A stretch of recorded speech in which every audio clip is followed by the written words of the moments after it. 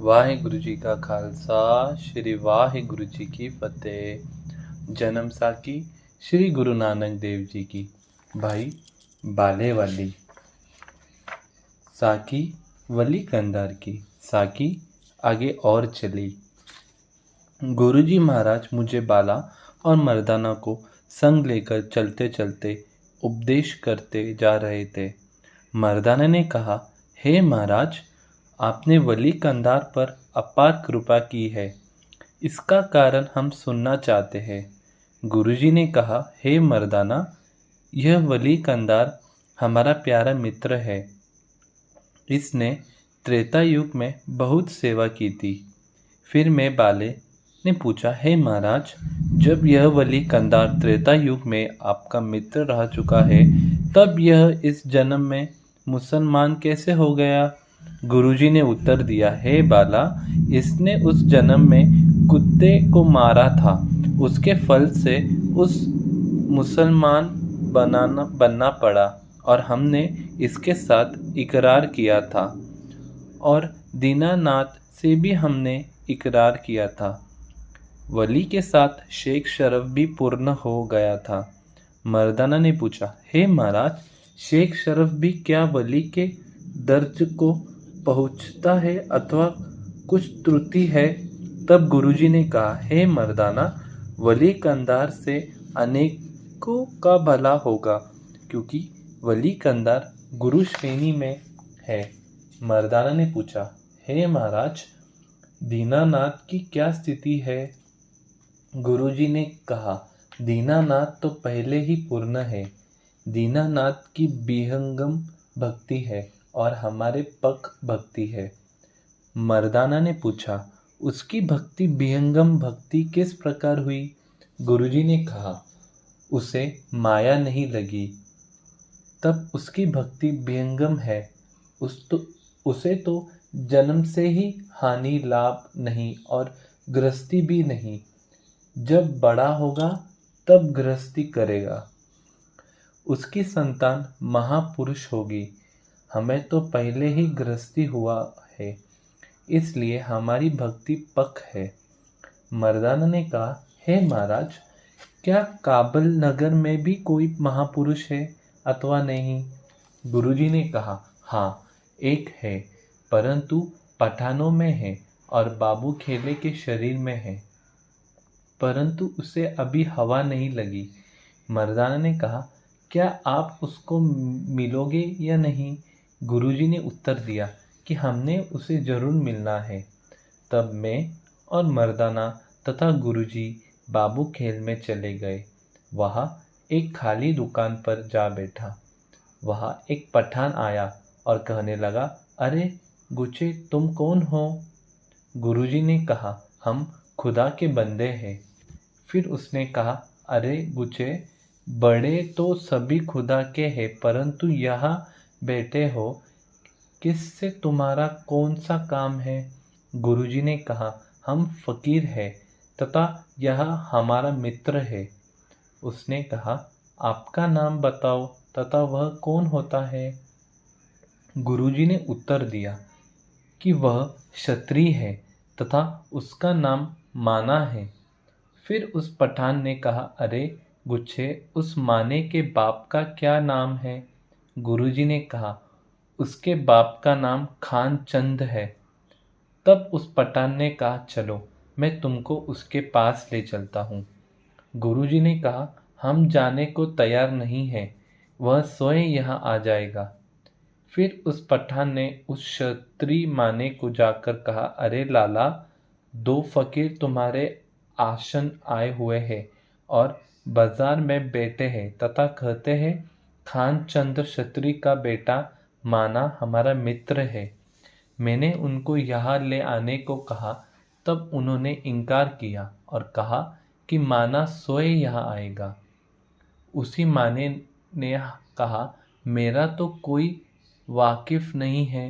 पठान ने कहा, वे तुम्हारा ही नाम लेते हैं, नहीं तो हम अपने घर से रोटी ले जाते। तब यह सुना तो माना चंद ने सोचा, मैं चलूँ तो सही, परंतु अच्छा। फिर कुछ सोचकर मानचंद 2 सेर मेवा लेकर गुरुजी के पास गया। जाकर देखा तो गुरुजी बैठे थे। माने ने जाकर कहा, हे संत जी, पेरी पए। फिर मेवा भेंट किया। गुरुजी ने कहा, आओ हे मानचंद, सत्य करतार आओ, बैठ जाओ। फिर माने ने कहा, हे महाराज, साधु तो सभी के मित्र होते हैं और संतों का प्रत्येक पुरुष सेवक है, परंतु लौकिक मर्यादा से मैं पूछना चाहता हूँ कि आप कब से मेरे परिचित हो। गुरुजी ने कहा, हे मानचंद, तुमको स्वयं मेरा पता चल जाएगा। उसने कहा, आपका शुभ नाम क्या है। गुरुजी ने कहा, मेरा नाम नानक निरंकारी है और इसका नाम बाला है। एक हमारा मिरासी है, वह भार है। माने ने कहा, आपका देश कौन सा है। गुरुजी ने कहा, हे प्यारे, हमारा देश अधिक सभी कुछ तुझे मालूम हो जाएगा। तब गुरुजी ने एक मनोहर शब्द कहा। शब्द, देश हमारा बेगमपुर कहाई, तिस वतन सो आए। राजा तिसका एक कार है, तिसने यहाँ पठाए। माना चंद को राह बताया, निर्मल मार्ग पाया। नानक कहे, सुन मान चंद, जी हम तुमको तभी बुलाया। तब मानचंद ने कहा, तुम तो और ही बातें करते हो, यह बातें व्यवहारिक नहीं। गुरुजी ने कहा, हे मानचंद, यह बातें सत्य है, बाकी की बातें असत्य है। फिर गुरुजी ने शब्द कहा। राग तिलंगर महला पहला। जिन्नी किया तिन्नी देखिया, किया कहिया रे भाई। आपे जाने कर आप जिनी, वडी ले लाई। राहिसा प्यारे का रहिसा जित, सदा सुख होई रहाओ। जिनी रंग कुत न राविया, सा पछोरे तानी।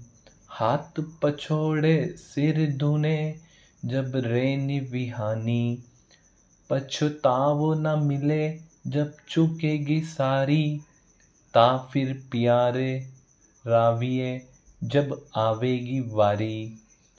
कंट लिया सोहागनी में, ते वडवी एहे।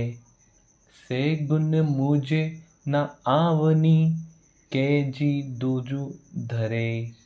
जिन साकी सहो राविया, तिन पूछोगी जाए। पाई लगो बेनती करो, लेओगी पंथ बताए। हुक्म पछाने नानका, बहो चंदन लावे। गुण का मन कामनी करे, तो प्यारे को पावे। रसिया होए मुसक का तब, फूल पछाने। जो दिल्ली मिलिया सु मिली, रहिया मिलिया कहिए रे सोई। जे बहु तेरा लोचिए, बाती मेल न होई।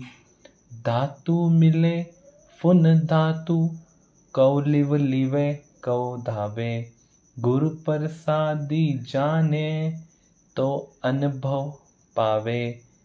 पान वही होए घरी, खरु सार न जाने। रसिया होए मुसक का तब, फूल पछाने। आपे पीवे जो नानक, ब्रह्म ब्रह्मी समावे।